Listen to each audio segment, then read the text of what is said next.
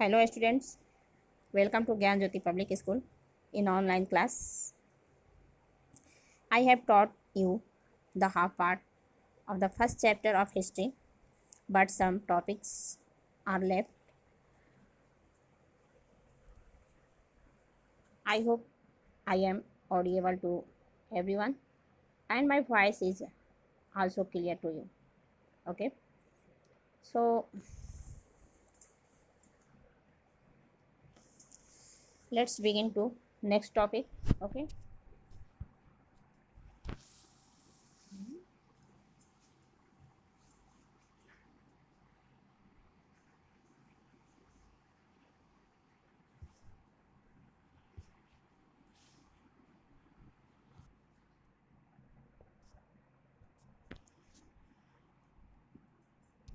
Here is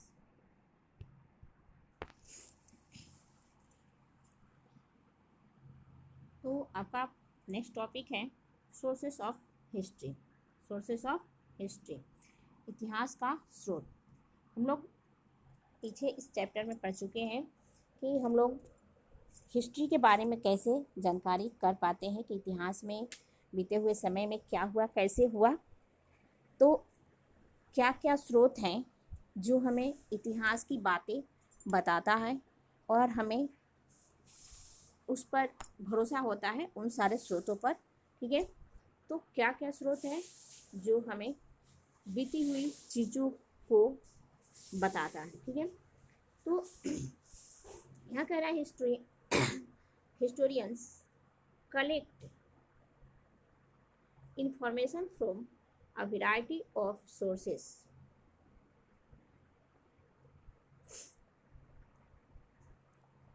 to reconstruct the past.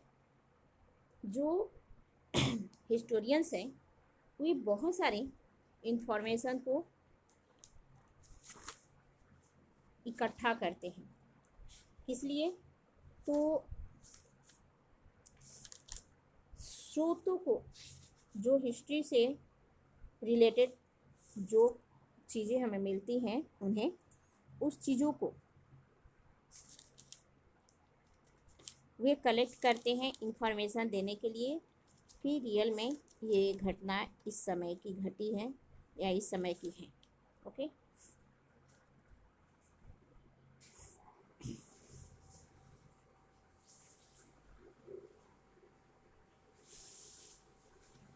तो historians collect information from a variety of sources to reconstruct the past.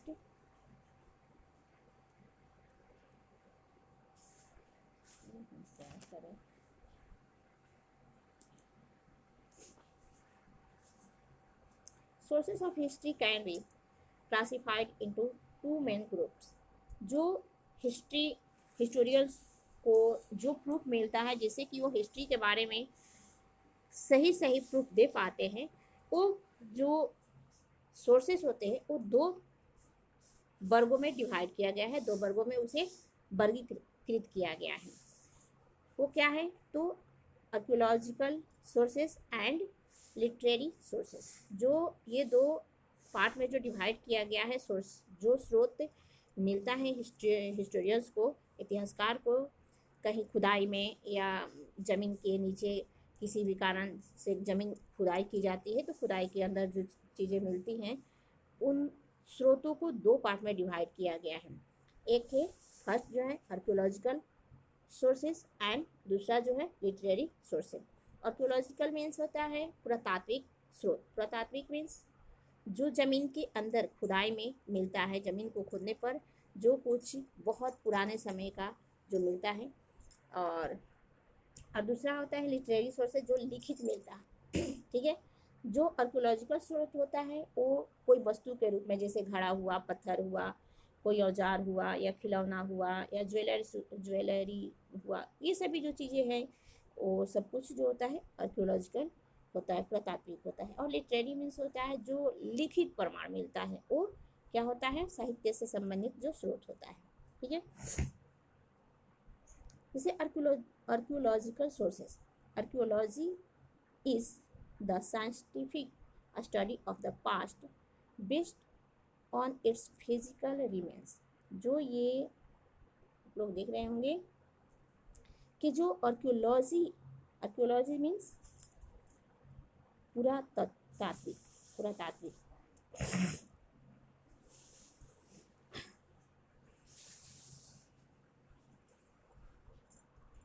तो ये क्या करते हैं, ये जो वैज्ञानिक अध्ययन होता है past based on it's physical remains, जो बहुत पुराने समय का archaeology is the scientific study of the past based on it's physical remains. जो पुरातत्व होता है वे जो रिमेन्स यानी अवशेष जो मिलता है उसका जो हिस्टोरियंस होते हैं वे उसके आधार पर उसका स्टडी करते हैं और उस वस्तु का जो रिमेन जो भी अवशेष मिलता है वो हिस्ट्री से रिलेटेड पास्ट से बहुत पुराने समय का उस चीज़ों का वो क्या करते हैं, वैज्ञानिक तरीके से उसका स्टडी करते हैं, अध्ययन करते हैं।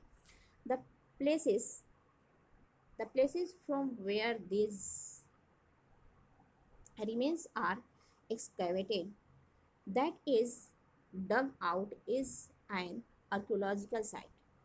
जो जगह होता है जहाँ पर की खुदाई की जाती है उन अवशेषों को प्राप्त करने के लिए, उस जगह को आर्कियोलॉजिकल साइट मीन्स जगह होता है, साइट मीन्स तो उस जगह को पुरातत्वता प्लेस जगह स्थान कहा जाता है। ठीक है, and archaeologist excavates such sites and analyze the objects found there in order to reconstruct history। वो इतिहास का व्याख्या पूरी तरह से उस चीज़ को उसका विश्लेषण करने के लिए जो आर्कियोलॉजिस्ट होते हैं वो क्या करते हैं, पुरातत्ववेता जो होते हैं उस जगह का उस तरीक़ा से खुदाई कराते हैं जिस तरह से कि वहाँ पर जो भी ऑब्जेक्ट्स पाया जाता है उसका सही तरीक़ा से वो अंदर से निकाला जाए और उसका विश्लेषण अच्छे से कर सके in order to reconstruct history. और जो हिस्ट्री से संबंधित यानी पास्ट से संबंधित जो चीज़ें हैं उसे वे अच्छे से बता सके, अच्छे समझा सके।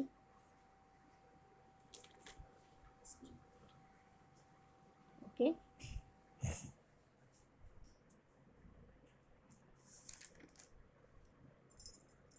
नेक्स्ट पॉइंट है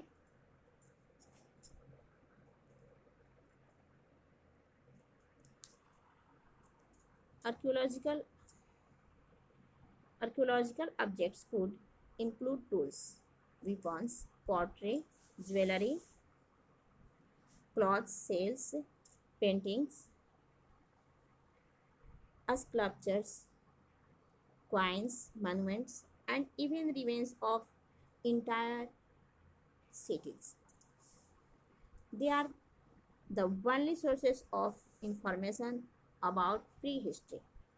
जो आर्कियोलॉजिकल ऑब्जेक्ट्स होते हैं, जो पुरातात्विक वस्तुएं होते हैं जो कि खुदाई में या किसी प्रकार से मिलते हैं, तो खुदाई में ही मिलते हैं, ऐसे तो कहीं मिलेंगे नहीं। तो ये क्या होता है, उसमें क्या क्या शामिल होता है, तो टूल्स होते हैं उस समय जिस समय का वहाँ पर कोई सभ्यता थी उस समय कौन सा औजार यूज़ किया जाता था या क्या क्या वस्तुएं वे इस्तेमाल करते थे, कैसा वे बर्तन यूज़ करते थे, कैसे ज्वेलरी यूज़ करते थे, पहनते थे, कैसे कपड़े पहनते थे, या सील्स जो होता है मुहर वगैरह, तो पेंटिंग्स वो कैसा करते थे। तो इन सब की तरह या स्कल्पचर्स जो होता है जैसे कि जो स्थापत्य कला होता है जो कैसे दीवारों को बनाते थे, घरों को बनाते थे, और कॉइन्स किस तरह के वो जो सिक्के वगैरह यूज़ करते थे, या मोनूमेंट्स जो जब वो रहते थे तो वहाँ पर किस किस प्रकार की मकानें इमारतें हुआ करती थी। And even remain of entire cities, और उस समय कैसा पूरा सिटी वहाँ का होता था, ये सब कुछ का उसमें शामिल होता है। ठीक है, they are the only sources of information about prehistory. और ये सारे जो चीज़ हैं, ये प्री हिस्ट्री, जब का कोई लिखा हुआ प्रमाण नहीं मिलता है तब का ये सारी वस्तुओं का इस्तेमाल उस समय के इंफॉर्मेशन को लेने के लिए हम यूज़ करते हैं, जो हिस्टोरियंस होते हैं।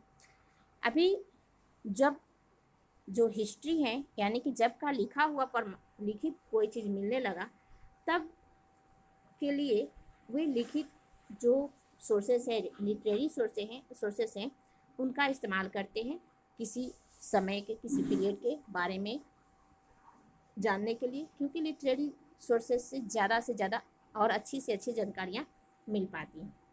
तो इसलिए जब लोग लिखना नहीं जानते थे तो उस समय के लिए क्या कोई भी इंफॉर्मेशन जानने के लिए इन सभी चीज़ों का इस्तेमाल किया जाता है, टूल्स का, पॉटरी का, ज्वेलरी का वगैरह जो हैं। ठीक है, नेक्स्ट है, आप लोग इसमें देख सकते हैं कि कई सारे ये जो सोर्सेस हैं, ये जो वस्तुएं हैं जो मिली हुई है, जो बहुत पुराने समय के से रिलेटेड हैं, और ये सभी चीज़ें खुदाई में मिली हुई है, ये सभी चीज़ें खुदाई में मिली हुई है। यहाँ पर आप देख सकते हैं लिखा हुआ है, seen above are a pair of rich carved earring from ancient India. यहाँ पर जो ये है, ये क्या है, इयरिंग, यानी कि कान में पहनने वाला बाली है, जो बहुत अच्छा से डिजाइन किया गया है। इस पर आप लोग देख सकते हैं। ठीक है, इसके बगल में घड़ा है, पॉटरी है, जो इस पर भी बहुत रिचली इस पर भी डिजाइन किया गया है। तो उस समय ये सब कुछ होता था, वे लोग बहुत अच्छे से अच्छे, यानी कि ज्वेलरी भी पहनते थे, पॉटरी बनाते थे, उस पर अच्छे से अच्छे डिजाइन करते थे, ये सभी कुछ वे लोग करते थे। ये सारे कुछ हमें उन्हें, ये यहाँ पर आप देख सकते हैं कि ये क्वाइंस हैं, और ये जो है इस तरह से वे लोग उस समय शव को दफनाते थे। यहाँ पर भी आप देख सकते हैं, ये जो है खुदाई में मिला हुआ, जहाँ पर वे अंदर जो क्या बोलते हैं उसको, कब्र है, कब्र में कैसे किस तरह से वो दफनाते थे, ये इस तरह का वो कब्र में ये मिला है। तो ऐसे इससे पता चलता है कि वे लोग कब्र में दफनाते थे लोगों को, शवों को वे कब्र में दफनाते थे, जलाते नहीं थे। ठीक है, ये उस समय का देख रहे हैं कि आप मॉन्यूमेंट से बिल्डिंग है, जो उस समय कैसे डिजाइन करके बनाया जाता था, ये सब कुछ आप लोग देख सकते हैं इसमें यहाँ। ठीक है, तो ये जो है आप लोग खुद से भी पढ़ सकते हैं इसको। ठीक है, से रुक जाइए, बता दे रहे हैं कुछ आप लोग को।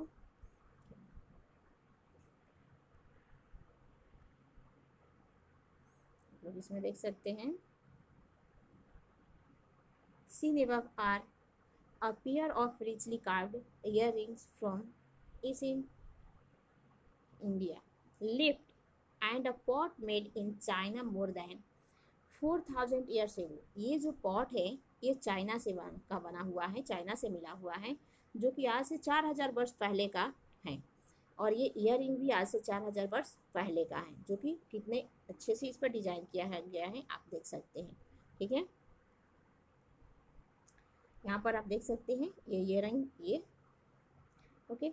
Bye studying the materials and crafting methods of the remains, we can learn a lot about the social, religious and economic lives of the people। ये सब कुछ देख करके हम जान सकते हैं कि बहुत आज से हजारों साल पहले, यानी ये 4000 साल पहले का ये मिला हुआ है। तो आज से 4000 साल पहले लोगों का जीने का तरीका क्या था, यानी कि किस किस प्रकार के कैसे कैसे वस्तुओं का वो इस्तेमाल करते थे। क्राफ्टिंग, वे जो हाथों से क्या क्या वो बनाते थे और कैसे कैसे उस पर डिजाइन करते थे, या उनका जो सामाजिक स्थिति था या धार्मिक वो धर्म में विश्वास करते थे नहीं करते थे, उनका आर्थिक स्थिति क्या था, यानी कि उनके जीवन के बारे में सब कुछ हम जानकारी ले सकते हैं उस समय के मिले हुए अवशेषों को का अध्ययन करके। ठीक है, we can also learn about how technologically advanced they were. हम लोग ये भी जान सकते हैं कि उस समय तकनीकी कितना विकास किया था। उस समय आज से 4000 वर्ष पहले तकनीक कितना विकास था, विकसित था, इसके बारे में भी हम जान सकते हैं जो अवशेष प्राप्त होता है उसके द्वारा। ओके,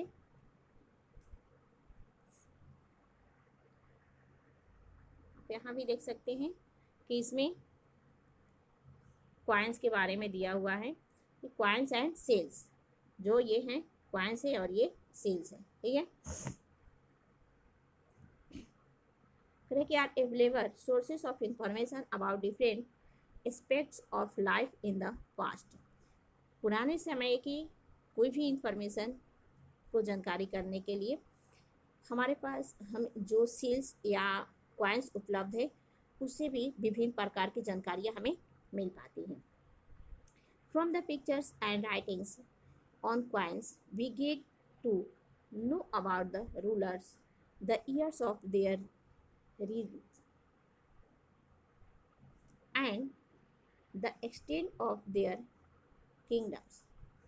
जब हम क्वाइंस को देखकर या सील्स को जब प्राप्त होता है तो हिस्टोरियंस क्या करते हैं कि उस पर लिखा हुआ समय होता है, क्वाइंस पर, सील्स पर, या उस पर बहुत कुछ चीज़ें लिखी गई होती है। तो उस लिखे हुए चीज़ों को पढ़ करके और उसका अध्ययन करके हुए जो हिस्टोरियंस है इस चीज़ को बताते हैं कि कोई भी साम्राज्य या कोई भी राजा कब यहाँ कोई या शासक जो है उसके बारे में पूरा इन्फॉर्मेशन वो बता सकते हैं कि किस साल कोई शासक शासन कर रहा था, किस साल गद्दी पर बैठा, किस साल उसके साम्राज्य का विनाश हुआ या ख़त्म हुआ, कैसे हुआ, या कहाँ से कहाँ तक किसी साम्राज्य का विस्तार हुआ। ये सब कुछ वो उसके सील्स जो है, सील से या क्वाइंस के द्वारा बताया जा सकता है। जो हिस्टोरियन से वो इंफॉर्मेशन कलेक्ट करके उसे वो लोगों को तक पहुंचाते हैं। ठीक है, from the metals use for making the coins we came to know about the economic lifes of the people of that age. क्या करते हैं, from the metals use for making the coins, coins को बनाने के लिए या seals को बनाने के लिए किस धातु का यूज किया जाता था। सोना का किया जाता था, गोल्ड का या सिल्वर का या पित्तल का, या किस चीज़ का यूज किया जाता था, उससे उस समय की आर्थिक स्थिति का भी पता लगाया जा सकता है कि किसी साम्राज्य में किस शासक के समय वहाँ उस समय कैसा उनका इकोनॉमिक लाइफ था, यानी कि उनकी आर्थिक स्थिति कैसी थी। क्योंकि गोल्ड हो, जब उनकी आर्थिक स्थिति बहुत अच्छी रहेगी तो गोल्ड का वहाँ क्वाइंस हुए चलाएंगे, या आर्थिक स्थिति अच्छी नहीं रहेगी तो अपने अनुसार वो अपना वो उस तरह के मेटल का यूज़ करके वो क्वाइंस का निर्माण करेंगे या सील्स का उसका निर्माण करेंगे।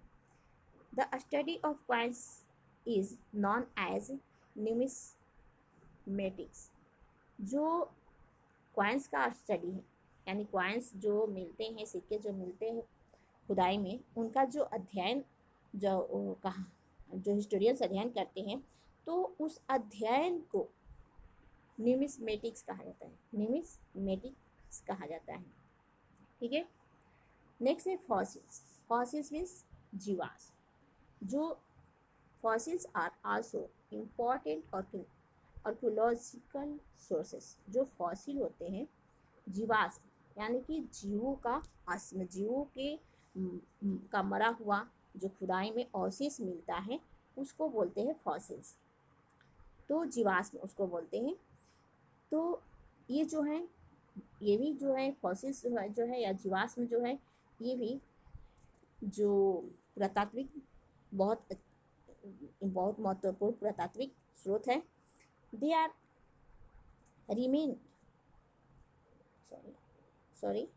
दे are remnants of humans.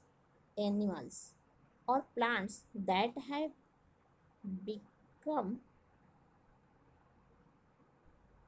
embedded in rocks and ice over many countries।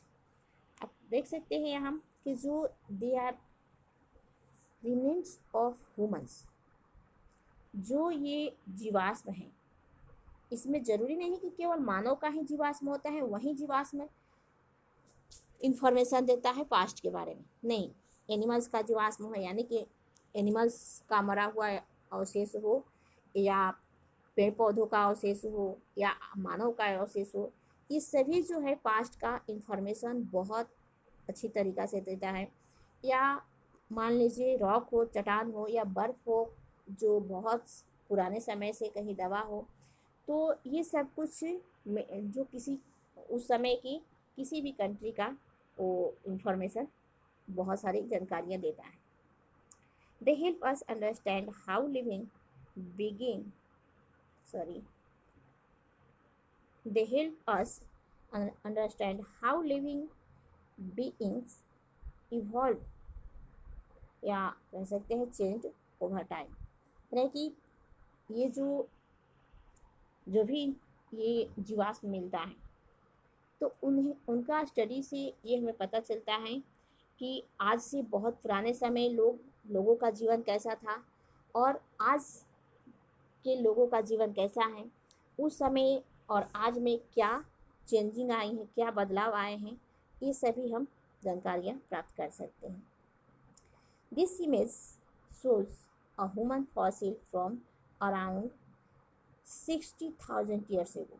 जो यहाँ पर हम लोग देख सकते हैं कि ये जो जीवाश्म या फॉसिल मिला है, ये मानव का है। ये आप लोग देख सकते हैं कि ये पैरों का ये हड्डी है, इधर जो है हेड है। तो ये सब क्या है कि ये आज से 60,000 साल पुराना है। आज से 60,000 साल पुराना, यानी कि पहले का इसमें मानवों को दफनाया गया। जो ये इसका अध्ययन से पता चला है कि ये आज से 60,000 साल पुराना फॉसिल है। ठीक है, तो आज से 60,000 वर्ष पुराने समय क्या होता था, कैसा होता था, यानी कि हमें ये इतना तो कम से कम इस पिक्चर को देखने से पता चल गया कि आज से 60,000 साल पहले लोग शवों को ज़मीन के अंदर दफनाते थे। ठीक है, नेक्स्ट मॉन्यूमेंट्स। जो मॉन्यूमेंट्स है, यानी कि जो monuments are human made structure of historical information.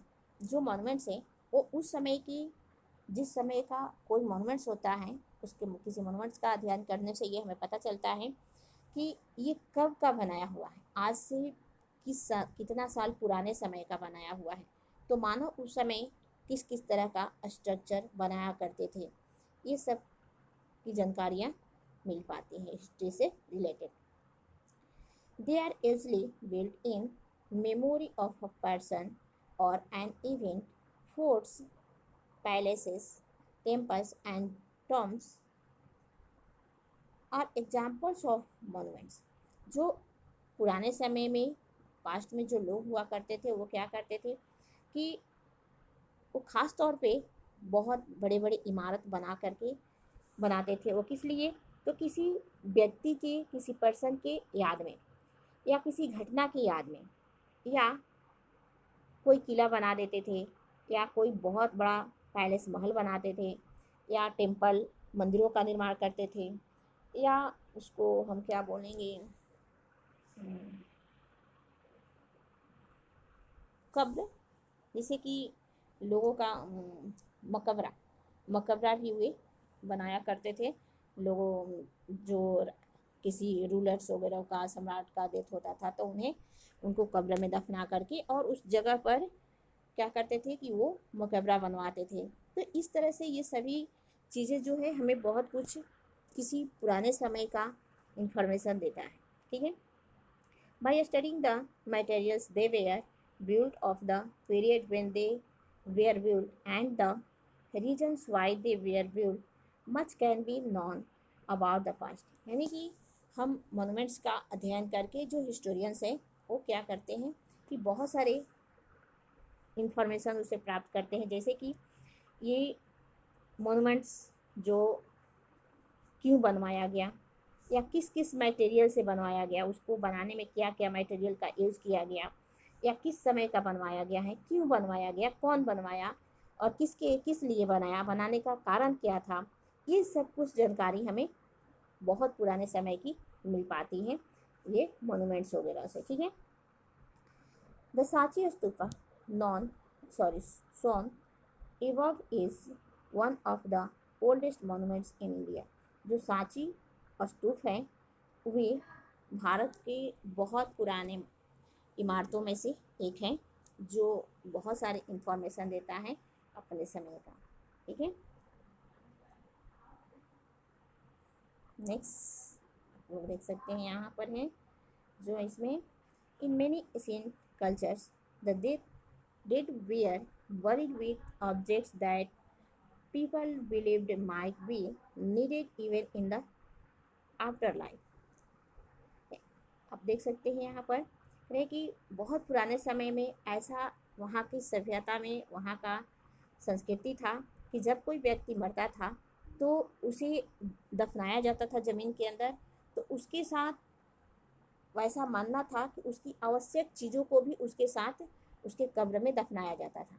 जिस कब्र में उसको दफनाया जाता था उसके शव के साथ उसकी आवश्यक वस्तुएं भी वहाँ पर दफनाया जाता था, उसके कब्र में उसे रखा जाता था। ऐसा वे लोग उस समय विश्वास करते थे।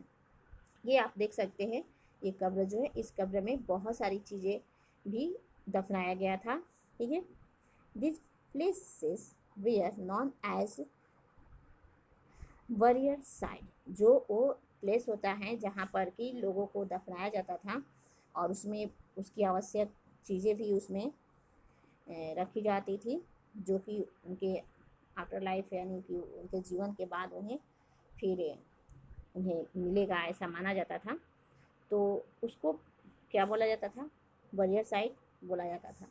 The objects unearthed from buried sites are rich sources of information about the belief of that period। The objects क्या किया जाता था कि rich sources of information about the belief of the period। ये इस तरह से जब भी हम ऐसे ऐसे जगहों का अध्ययन करते हैं तो यदि ये खुदाई में मिलता है ऐसे जगह तो इसका अध्ययन करने से स्टूडेंट्स को ये पता चलता है कि उस समय के लोगों का सोच क्या था, वे किस किस तरह के विचार मतलब वे विश्वास करते थे। अब ठीक है। The Pudukkottai region of Tamil Nadu has several burial sites belonging to the ancient period. जो तमिलनाडु के बहुत सारे ऐसे इलाके हैं जहाँ पर बहुत सारे ऐसे जगह मिले हैं जहाँ पर कि प्राचीन समय में लोगों को इस तरह से दफनाया गया था और ऐसे बहुत सारे कब्र मिले हैं जहाँ पर इस तरह के वहाँ पर मिले हैं कब्र। ठीक है। 3 types of burials are seen here. कह रहे हैं कि यहाँ पर जो तमिलनाडु में जो कब्र मिले हैं वहाँ पर 3 तरह के मिले हैं। एक है grave burials, urn burials and cist burials. ये जो है 3 तरह का मिला है। इसमें क्या है, cist are deep chambers built with stone slabs. जो सिस्ट है इसे कैसा है खुदाई, तो ये बहुत गहरा खोदा गया है और उसे स्टोन स्लेब से उसको क्या किया गया है कि बनाया गया है, यानी कि उसको इसे कब्र को बहुत गहरा खोदा गया है और उसको पत्थरों के अलग अलग जो स्लाइड्स होते हैं टुकड़े होते हैं उससे उसको बना भी दिया गया है, बिल्ड भी कर दिया गया है और उसके बाद उसमें शव को दफनाया गया है। ठीक है। और ग्रेव्ड वरियर जो होता है, अर्न वरियर जो होता है, ये 2 तरह से और है। जो ग्रेव्ड है ग्रेव जो है वरियर्स क्या करता है। ओके।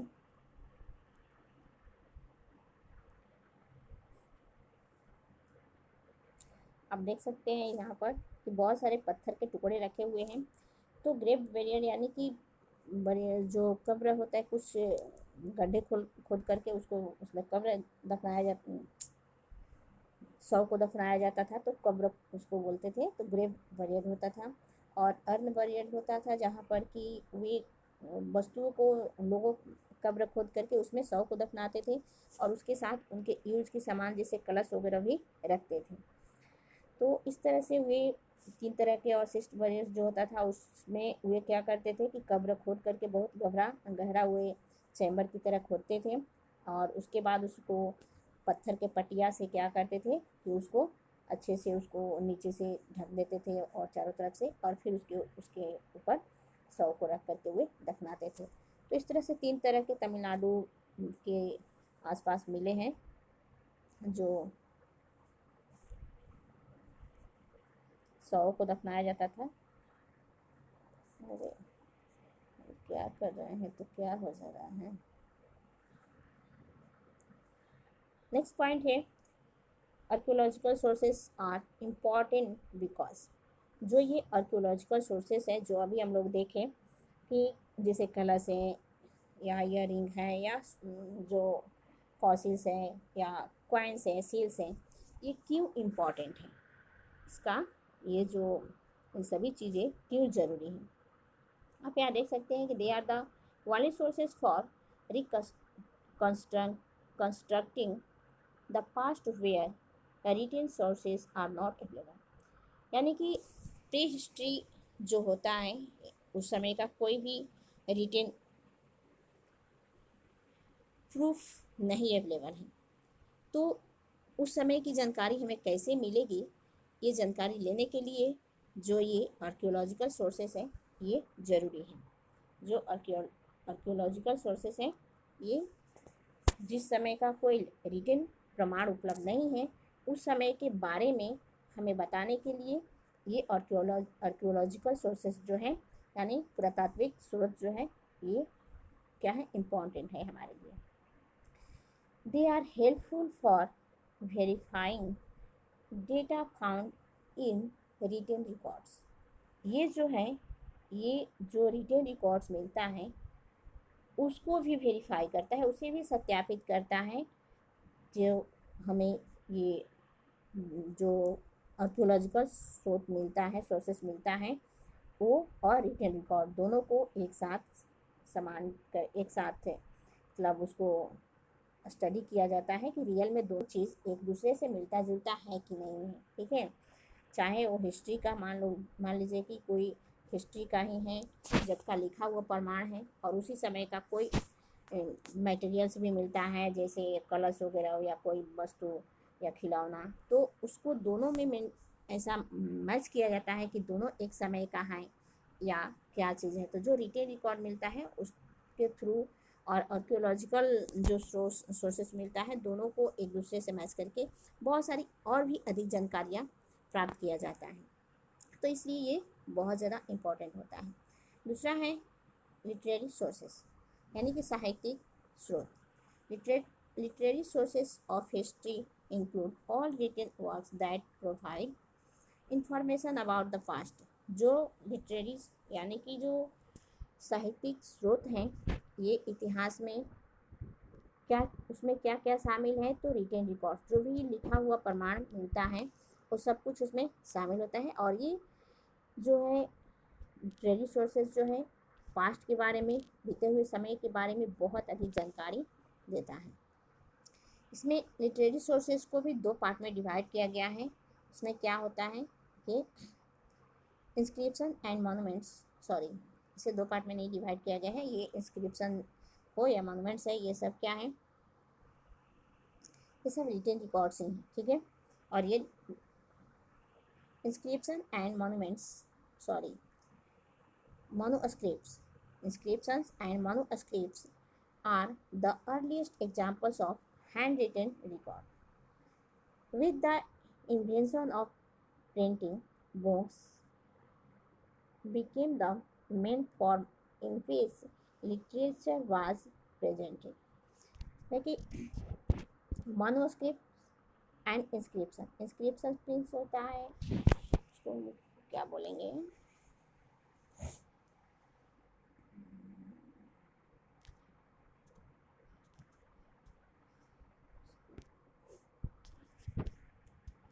हाँ, तो इंस्क्रिप्शन एंड मनुस्क्रिप्ट्स, ये जो है इंस्क्रिप्शंस होता है शिलालेख, शिलालेख, और मनुस्क्रिप्ट्स होता है जिसको मनुस्क्रिप्ट्स मीन्स होता है पांडुलिपि। तो earliest examples of handwritten, ये दोनों जो है हाथों से लिखा हुआ रिटन रिकॉर्ड्स हैं जो बहुत पुराने समय का है, ठीक है। इस उस समय प्रिंटिंग वगैरह नहीं था। With the invention of printing books became the main form in which literature was presented. लेकिन जब प्रिंटिंग का आविष्कार हुआ तब बुक्स लिखने का, बुक्स के फॉर्म में इसे किया गया। पहले जो था ये इंस्क्रिप्शन या मनुस्क्रिप्ट्स, ये दोनों हाथों से लिखा गया था क्योंकि उस समय प्रिंटिंग वगैरह नहीं था। लेकिन जब प्रिंटिंग का आविष्कार हुआ तब इसे बुक के फॉर्म में लिखा गया उसी चीज़ को, और वही चीज़ अभी उपलब्ध है, ठीक है।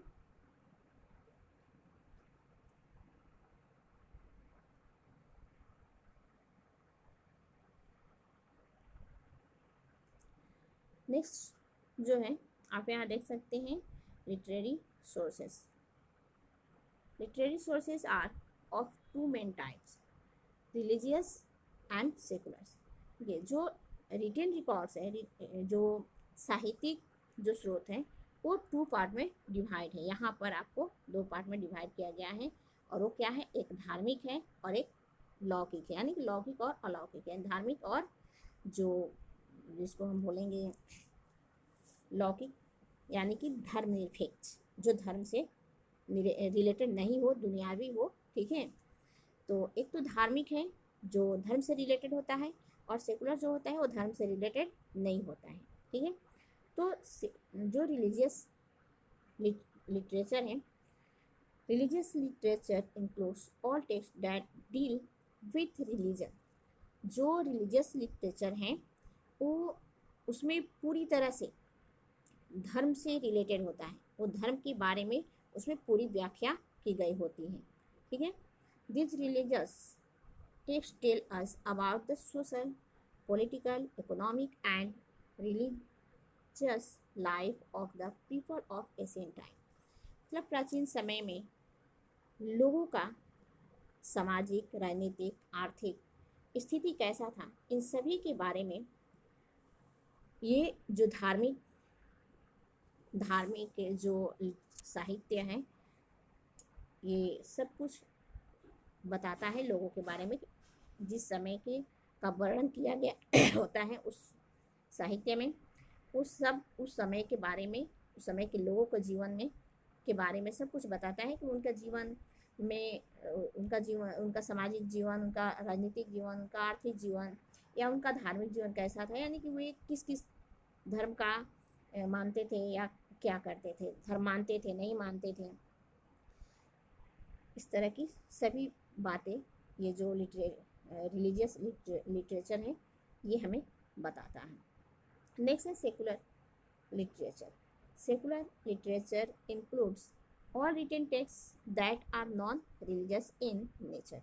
जो सेकुलर लिटरेचर होता है, यानी कि लौकिक, यानी धर्मनिरपेक्ष, यानी धर्म से संबंधित नहीं जो होता है, वो क्या करता है, वो सब कुछ बताता है जो धर्म से रिलेटेड नहीं होता है उसके बारे में।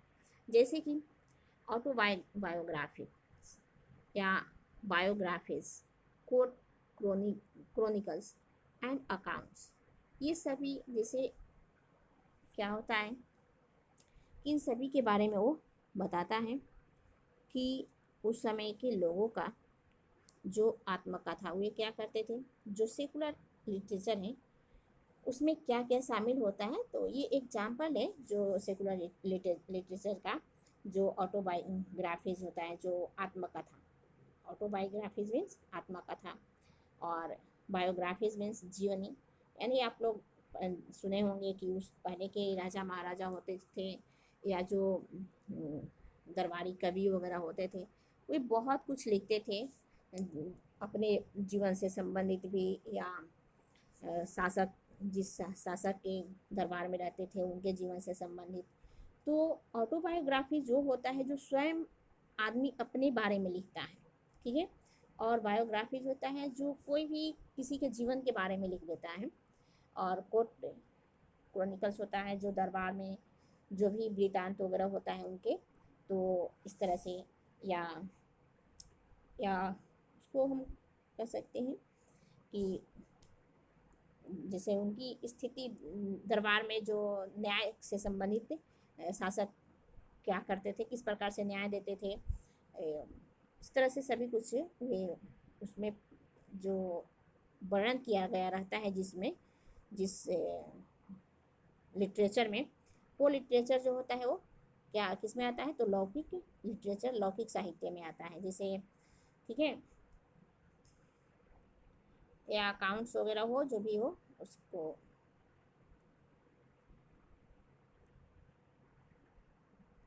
आप लोग इसमें देख सकते हैं कि बहुत सारी जानकारी दी गई है।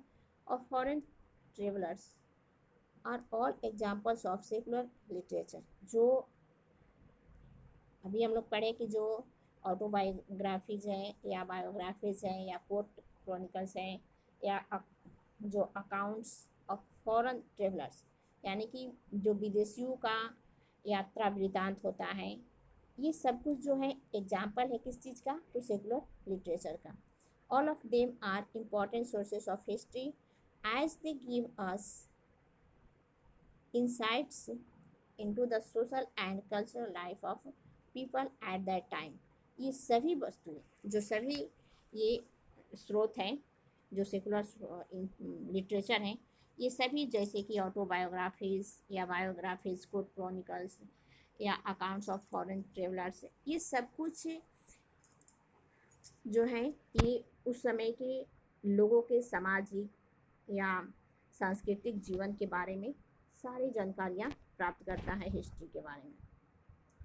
और कह रहा है कि some of the important text are listed below. Listed यानी कि कुछ जो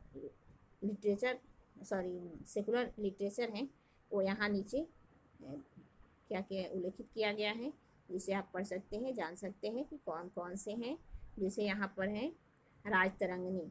राजतरंगिणी क्या है, एक सेकुलर लिटरेचर है जिसे कलहर ने लिखा था। उसके कौन लिखा है, उसे कलहर ने लिखा है। आप यहाँ देख सकते हैं राजतरंगिणी, और उसे लिखा है कौन, कलहर ने।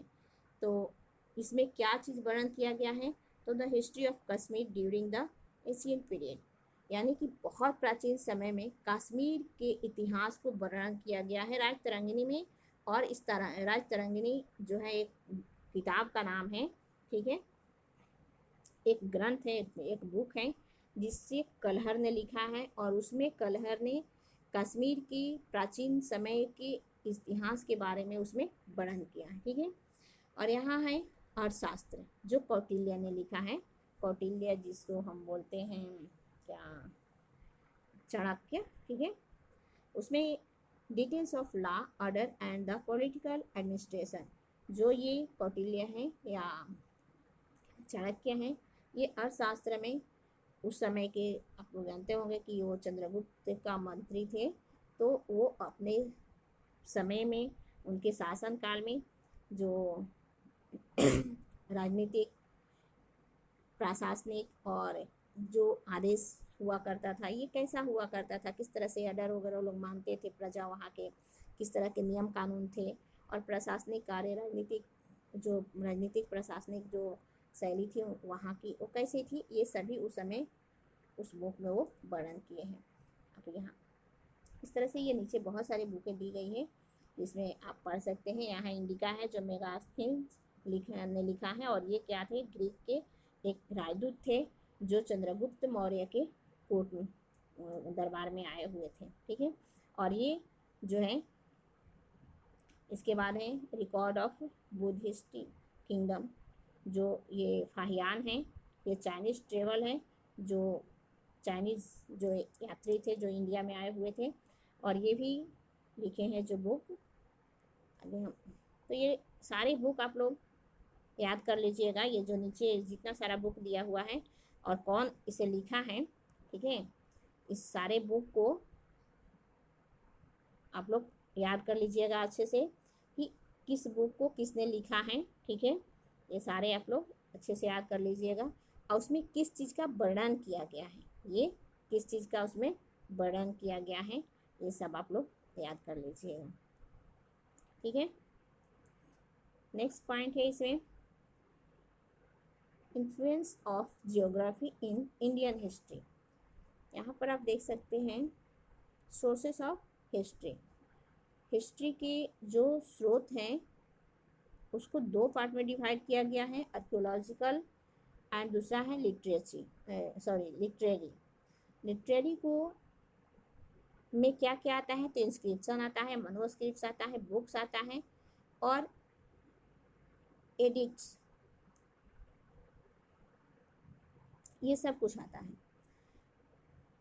आर्कियोलॉजिकल में आप लोग पीछे पढ़ चुके हैं कि ऑब्जेक्ट्स जो पॉटरी है, ज्वेलरी है, टूल्स है, ये सब कुछ आता है, फॉसिल्स है, क्वाइंस, सील्स, मोनूमेंट्स। और इसमें जो है लिटरेरी में आता है रिलीजियस राइटिंग्स और सेकुलर राइटिंग्स, ठीक है। तो इसका भारतीय इतिहास पर क्या प्रभाव पड़ता है, ठीक है, ये हम लोग इसमें पढ़ेंगे। The geography of the Indian subcontinent has significantly influenced in the course of its history। जो ये सभी जो भौगोलिक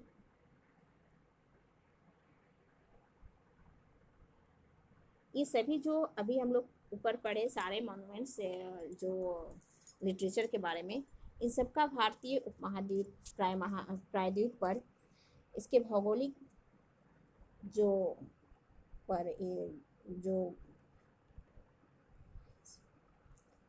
इस पर बहुत ज़्यादा प्रभाव पड़ता है, जो इसके भौगोलिक स्थिति है इस पर।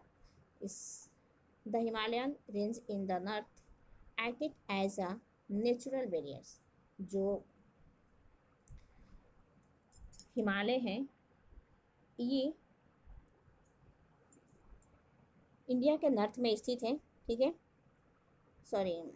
आगे जो हम लोग को पढ़ना है भारत के भूगोल के बारे में कि भारत का भूगोल जो है इसका इतिहास पर क्या प्रभाव पड़ता है, भारतीय इतिहास पर क्या प्रभाव पड़ता है।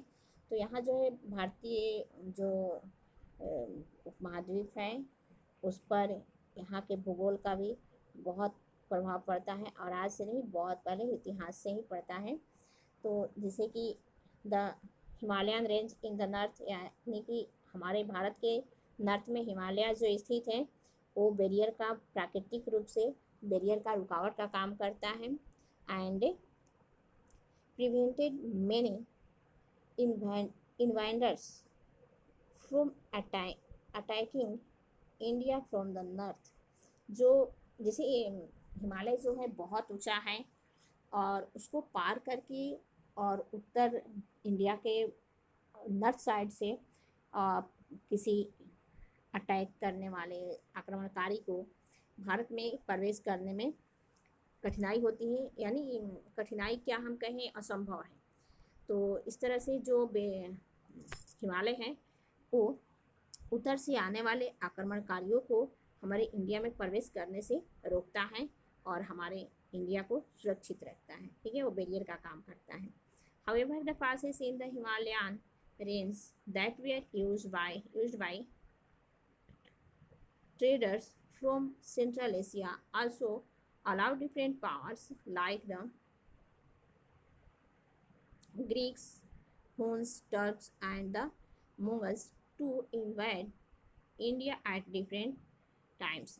कि हिमालय जो है बैरियर का काम करता है नेचुरली, फिर भी हिमालय को पास करके और कई सारे व्यापारी सेंट्रल एशिया से हमारे इंडिया में आए और यहाँ पर आल्सो अलाउड डिफरेंट पार्ट्स, और यहाँ पर अलग अलग तरह से अपने शक्ति का विस्तार भी किए, जैसे कि ग्रीक्स आए, हुस आए, टर्कीज जो हैं वो आए, मुग़ल आए, और ये सभी आए इंडिया के नॉर्थ से और ये सभी इंडिया में अलग अलग समय पर आए और यहाँ पर इंडिया में आकर के अलग अलग समय पर इंडिया पर आक्रमण किए।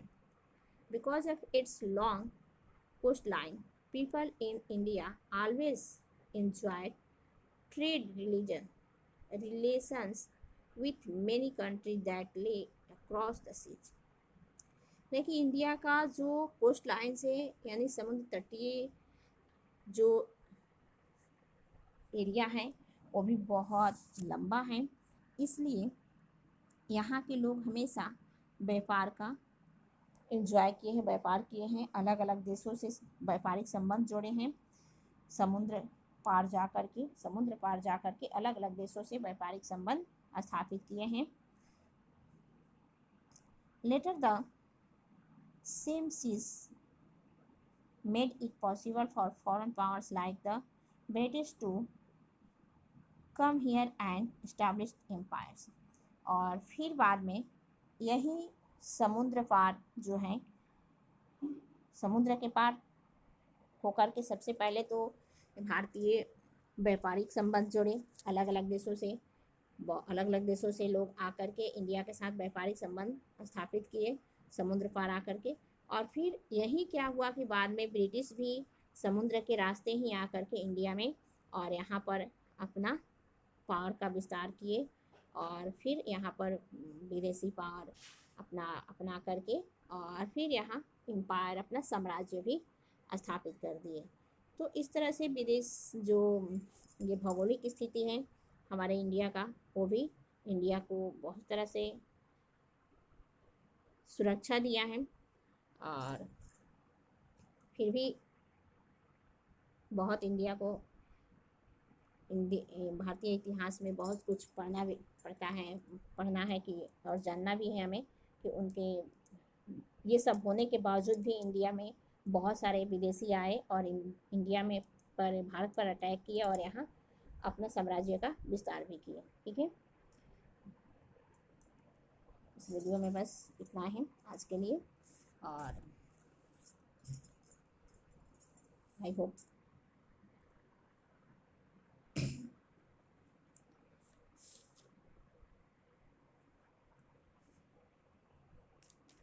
ओके। आगे की वीडियो में मैं आप लोग को और कुछ बताऊंगी और I will send notes after this class. Write it on your notebooks. You can also send book to me for corrections. मैं आप लोग को इस लेसन का क्वेश्चन आंसर भेज दूँगी। ठीक है, आप लोग नोटबुक में लिख लीजिएगा और फिर उसका कॉपी में लिख करके याद भी करना होगा। ठीक है, केवल लिखने से नहीं होगा, उसे क्वेश्चन आंसर को याद भी आप लोग करते रहिएगा। ठीक है, कि एक ही बार हार्ड ना हो आप लोग के लिए। ओके, तो आज के लिए बस इतना ही।